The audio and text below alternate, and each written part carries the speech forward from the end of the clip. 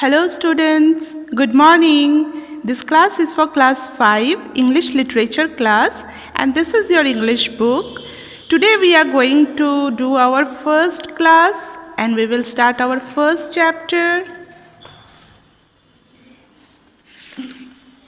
At first you have prayer in your book.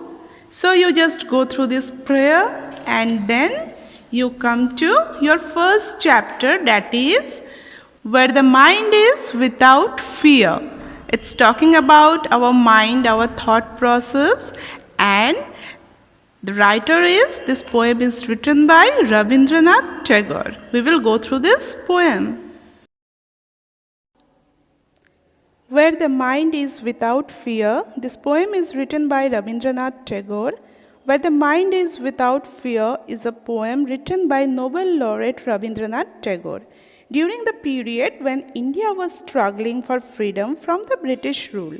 It is a part of Gitanjali, a compilation of all his poems. The poem is in a form of prayer to the God, the Almighty, for a true freedom for India. Being a visionary, Tagore aimed at making Mother India free, united, rational, and strong. I will explain the poem, okay? Where the mind is without fear and the head is held high. This line means the poet prays to the Almighty that his countrymen should be free from any kind of fear of oppressions or forced compulsions. He wishes that everyone in this country has his head high in dignity. Next line is where knowledge is free. The poet dreams of a nation where knowledge is free and not restricted to some portion of the society based on class, caste, gender, and other barriers. Tagore wishes his countrymen to awaken and broaden their minds by enlightening it with the power of knowledge. Yes. Your next line is where the world has not been broken up into fragments by narrow domestic walls. Tagore wishes for a world which is not fragmented. Fragmented means broken down into pieces by prejudices based on caste, creed, religion, or other baseless superstitions. Next sentence is where words come out from the depth of truth. Means Tagore wants a nation where people are truthful.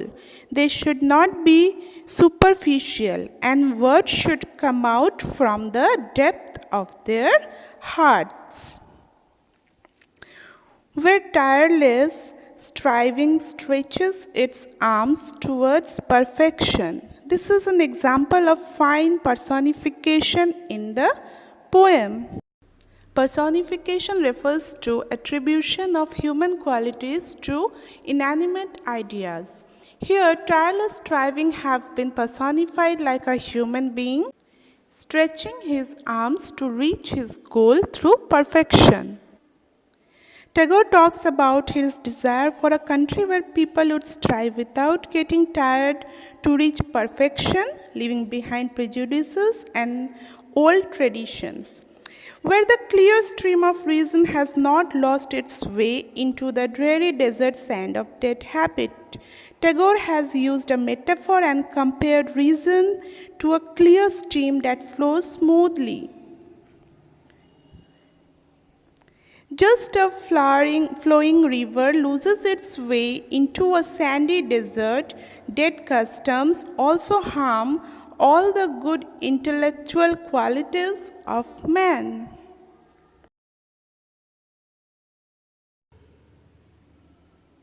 Tagore wants the power of reason to dominate the minds of his countrymen. He doesn't want the streams of reasons to be lost among outdated customs and tradition, and only that can direct mind towards selfless thoughts and everlasting action. Where the mind is led forward by thee into ever-widening thought and action, Tagore wishes his countrymen to be open-minded and progressive. True freedom lies in the mind, which is always led forward by the universal mind of the Father into ever-widening thought and action. Into that heaven of freedom, my Father, let my country awake. Through this line, Tagore expresses his vision of India as a heaven where there is freedom of thought, spirit, faith, speech, which will lead to an inner perfection of the self.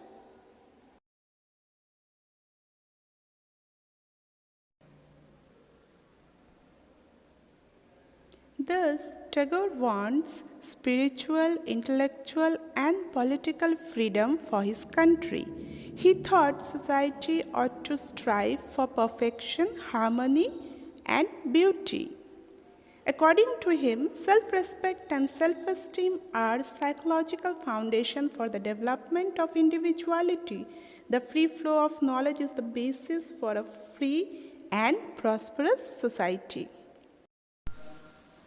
So students, this was our poem where the mind is without fear. I hope you have understood or tried to understand.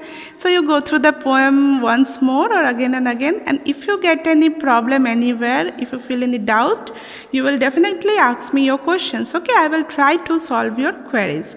This much for today's class. Have a good day. Bye-bye.